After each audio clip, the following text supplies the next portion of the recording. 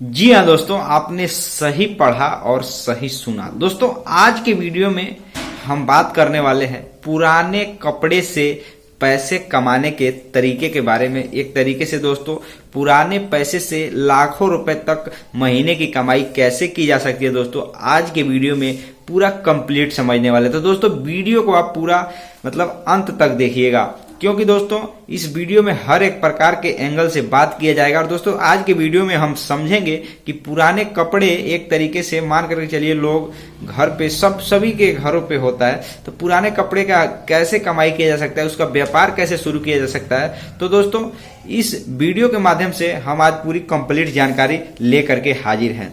तो चलिए दोस्त, नमस्कार दोस्तों, आप देख रहे हैं VK tool channel Vishnu ji के साथ। दोस्तों कैसे हैं आप सब? उम्मीद करता हूं कि आप लोग अच्छे होंगे। तो दोस्त चलिए दोस्त आज का वीडियो शुरू करते हैं। दोस्तों अगर आप चैनल पे पहली बार आए हैं तो चैनल को सब्सक्राइब और वीडियो को लाइक जरूर कर दीजिएगा। तो चलिए दोस्त आज का वीडियो शुरू करते हैं। दोस्तों मोटे तौर पे देखा जाए तो लगभग सभी लोगों के पास बहुत ऐसे पुराने कपड़े होते हैं जिनका कोई जरूरत नहीं होता, वो पुराने हो चुके होते हैं या वो फट चुके होते हैं। तो दोस्तों इसमें एक तरीका है कि अगर आप चाहें तो उसका व्यापार कर सकते हैं और सभी लोगों के जितने भी पुराने कपड़े आप एक तरीके से खरीद करके बहुत कम कीमत में, वैसे तो आप चाहें तो उसको फ्री में भी लोग दे देते हैं कपड़े, लेकिन मैं एक बात कहता हूं उसको खरीद करके बहुत कम कीमत दे करके भी दोस्तों आप कपड़े को खरीद कर दोस्तों बहुत आसानी से पैसे कमाई कर सकते हैं। तो कैसे कर सकते हैं, ये कौन सा बिजनेस है दोस्तों? तो चलिए इस वीडियो को पूरे कंप्लीट समझते हैं और इस वीडियो में हम पूरे डिटेल आपको देते हैं। दोस्तों इस बिजनेस को कहा जाता है कपड़ा रिसाइकलिंग बिजनेस। जी हाँ मेरे दोस्तों इसी बिजनेस के जरिए दोस्तों कमाई की जा सकती है। दोस्तों कैसे इस बिजनेस को स्टार्ट किया जा सकता है, किन किन चीजों की आवश्यकता होती है, इस वीडियो में हम पूरा कंप्लीट बताने वाले हैं। दोस्तों कपड़ा रिसाइकलिंग बिजनेस एक ऐसा बिजनेस है दोस्तों जिससे आप लाखों रुपए महीने तक की कमाई कर सकते हैं। उससे ज्यादा ही कर सकते हैं, उससे कम तक कोई चांस ही नहीं है। दोस्तों कैसे कर सकते हैं उसी के बारे में अब हम बात करने वाले हैं।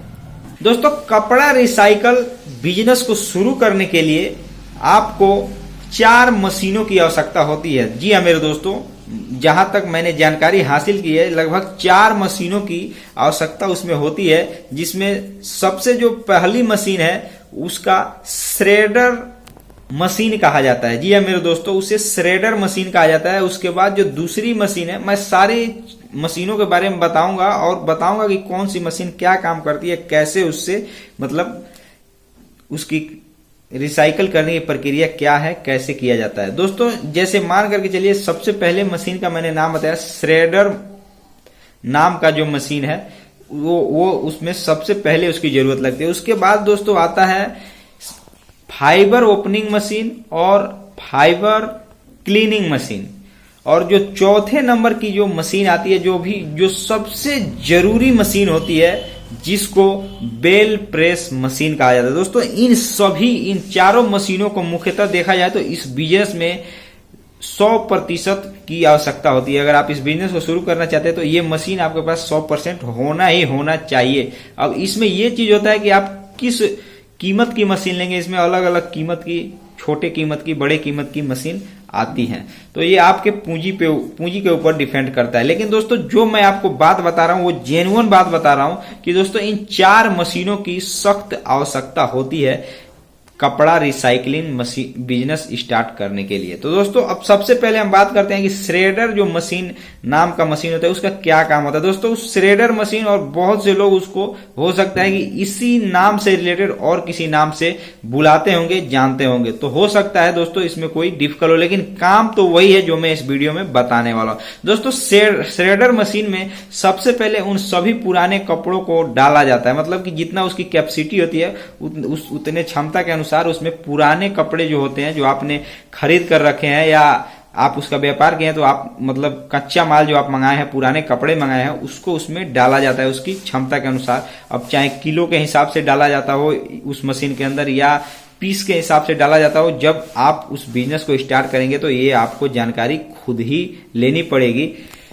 दोस्तों उस मशीन से उस कपड़े को डालने के बाद उसको जब उसका मतलब जो भी प्रक्रिया है मशीन के अंदर का उसको पूरा होने के बाद दोस्तों जो दूसरी मशीन का काम होता है दोस्तों, जिसे फाइबर ओपनिंग मशीन कहा जाता है दोस्तों, उसको एक तरीके से वह मशीन कपड़े को टुकड़े टुकड़े करके दोस्तों उसका जो धागा है, जो मतलब हर कपड़े में जो सूता होता है, जो जिससे वो कपड़ा बुना हुआ होता है दोस्तों, उसको वो अलग अलग करता है। जी हाँ मेरे दोस्तों, ये उसको फाइबर ओपनिंग मशीन कहा जाता है दोस्तों। मतलब एक तरीके से समझ करके चलिए कि जो हम मान कर चलिए ये कपड़ा है, तो इसमें जो सूता से ये कपड़ा तैयार हुआ है, जो इसमें धागा लगा हुआ है, जो कपड़ा बनाने में जो धागा लगा है दोस्तों, उस कपड़े को, उस धागा को अलग अलग करने का काम फाइबर ओपनिंग मशीन करती है। तो दोस्तों इस मशीन की दूसरे नंबर पे आवश्यकता होती है दोस्तों। तीसरा जो आता है फाइबर क्लीनिंग मशीन दोस्तों, इसमें ये चीज होता है कि उसको एक तरीके से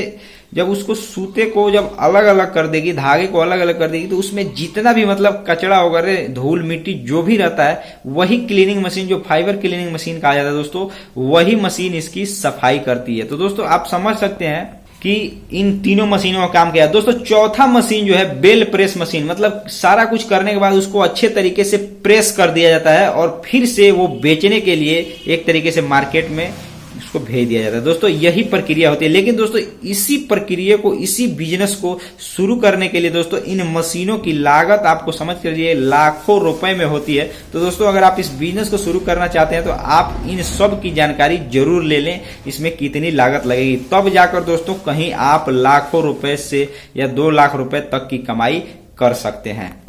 दोस्तों इसके साथ ही कहा जाता है कि मानकर चलिए इस बिजनेस को स्टार्ट करना है तो मतलब एक तरीके से औसतन 4000 वर्ग स्क्वायर फीट एरिया की, मानकर चलिए 4000 स्क्वायर फीट की जगह की भी आवश्यकता होती है। तो दोस्तों ये सब आप बातों को ध्यान में रख करके ही इस बिजनेस को स्टार्ट करें। दोस्तों इसके साथ ही मैं आपको बता दूं, जो मोटी मोटी चीजें हैं मैं वो आपको बता देता हूं। इस बिजनेस को स्टार्ट करने के लिए इलेक्ट्रिक इंस्टॉलेशन, इन सभी चीजों की आवश्यकता होती है। इलेक्ट्रिक इंस्टॉलेशन, उसमें एक तरीके से पावर पैनल, जिसमें आपको बिजली मिलती है, पावर पैनल की भी आवश्यकता होती है। उसके बाद दोस्तों डीजी सेट की भी आवश्यकता होती है। डीजी सेट भी कुछ उसमें एक तरीके से देखा जाए तो ये सब चीजें इंफ्रास्ट्रक्चर को तैयार करने के लिए ये सब चीजें उसमें लगती है। उसके बाद दोस्तों फर्नीचर की भी आवश्यकता होती है। मान कर चलिए ऑफिस वगैरह बनाते हैं तो उसमें भी फर्नीचर की भी आवश्यकता पड़ती है। उसके बाद दोस्तों 8 से 10 लोगों को शुरुआती समय में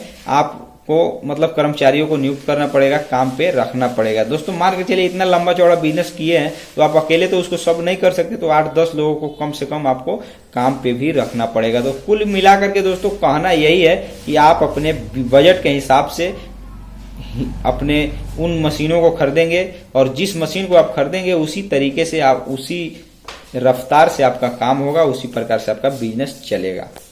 तो दोस्तों आज के वीडियो में मुझे उम्मीद है कि आपने इस वीडियो में पूरा समझ ही लिया होगा इस बिजनेस के बारे में। और दोस्तों मैंने मोटे मोटे तौर पे बात की है, जब आप इस बिजनेस को स्टार्ट करने जाएंगे तो आपको पूरी बारीकी से समझ करके इस बिजनेस को स्टार्ट कीजिएगा। तो दोस्तों आज के वीडियो में बस इतना ही, फिर मिलते हैं नए वीडियो के साथ। तब तक के लिए जय हिंद, जय भारत।